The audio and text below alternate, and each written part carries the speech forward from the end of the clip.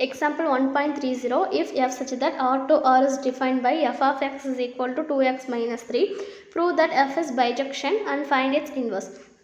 So first பைஜெக்ஷனாக நம்ம 1 to 1 கண்டுபிடிக்கணும். நெக்ஸ்ட் ஆன் டூ கண்டுபிடிக்க போகிறோம். இப்போ 1 to 1க்கு என்ன condition, F of X is equal to F of I. So இங்கே எஃப் ஆஃப் எக்ஸ் என்ன கொடுத்துருக்காங்க, 2x minus 3 கொடுத்துருக்காங்க.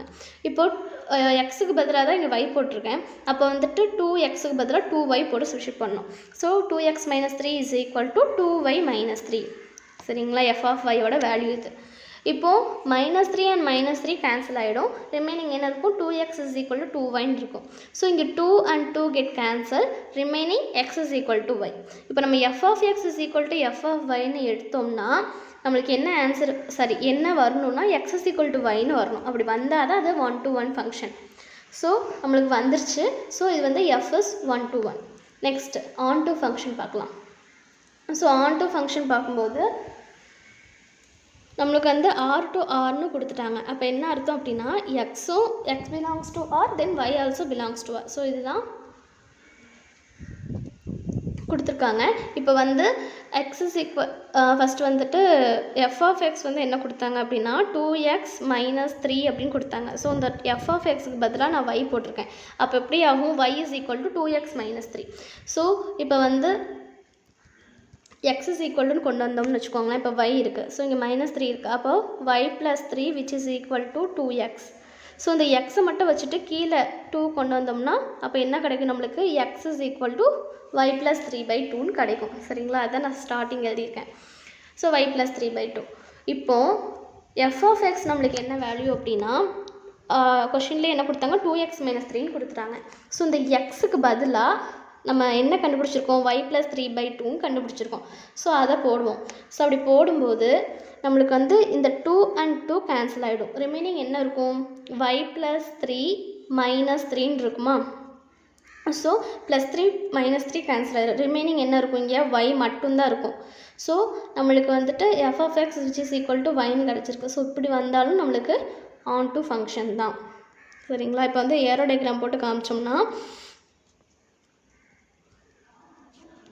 ஸோ இப்படி ஏரோ டயக்ராம் போட்டு காமிக்கும்போது இங்கே வந்து இது வந்துட்டு ஃபங்க்ஷன். சரிங்களா, ஸோ இங்கே வந்து ஒய்யாக இருக்கும்போது நம்மளுக்கு வந்து இதோட ப்ரீ இமேஜ் எப்படி இருக்கும், y plus 3/2 இருக்கும். Okay, so it is on to prove பண்ணியாச்சு. இப்போ வந்து இங்கே x is equal to தான் போட்டிருக்கேன். நான் ஏரோ டயக்ராமில் y போட்டேன். ஏன் அப்படின்னா நம்மளுக்கு வந்து என்ன இருக்குது, y plus 3 தான் இருக்குது. சரிங்களா, அப்போ y plus 3ன்னு இருக்கனால இது வந்து g of y. So g of y தான் என்னது நம்மளுக்கு y plus 3/2. அதனால தான் y அப்படின்னு போட்டு அதுக்கு வந்து ப்ரீ இமேஜ் ட்ரா பண்ணியிருக்கேன்.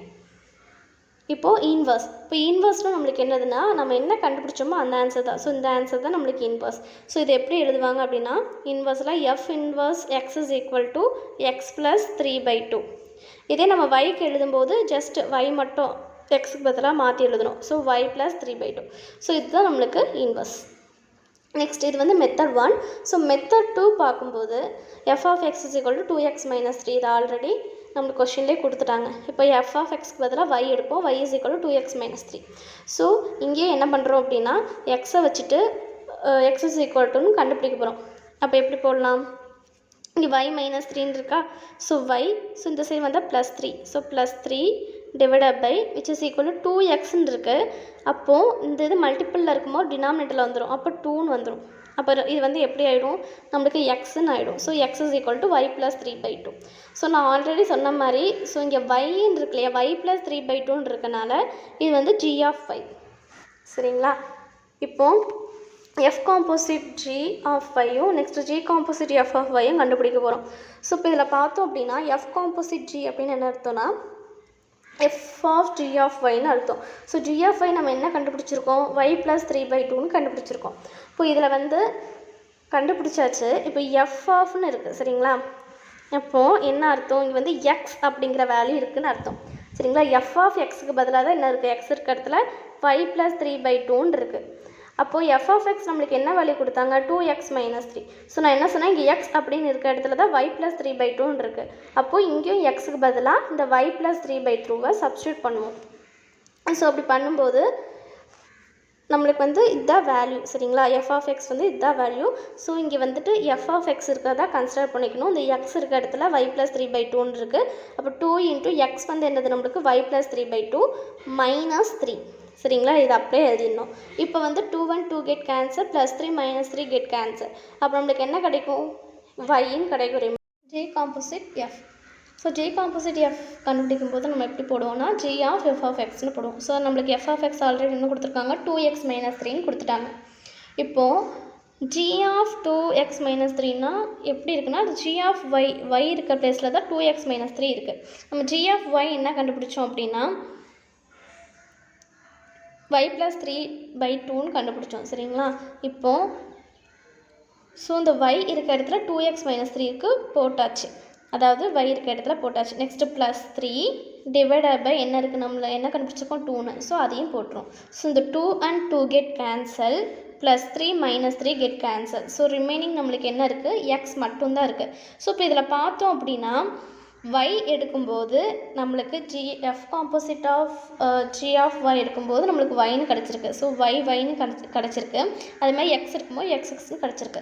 ஸோ இந்த மாதிரி நம்மளுக்கு ஐடென்டிட்டியாக கிடச்சாலும் இது வந்துட்டு இன்வர்ஸ் கண்டிஷன் தான் சரி. அதாவது இன்வர்ஸ் வந்து இதில் என்னது அப்படின்னா y + 3/2 சரிங்களா. இதுக்கு எப்படி எழுதலாம், F inverse of y which is equal to y + 3/2. இதே நம்ம வந்துட்டு எக்ஸுக்கு எழுதும்போது so F inverse of X is equal to X + 3/2 சரிங்களா. yக்கு பதிலாக எக்ஸ் மட்டும் மாற்றிருக்கோம். அப்போது நம்மளுக்கு வந்து இன்வர்ஸ்க்கு நம்மளுக்கு வந்துருச்சு ஆன்சர் அப்படின்னா இது வந்து பைஜெக்ஷன்.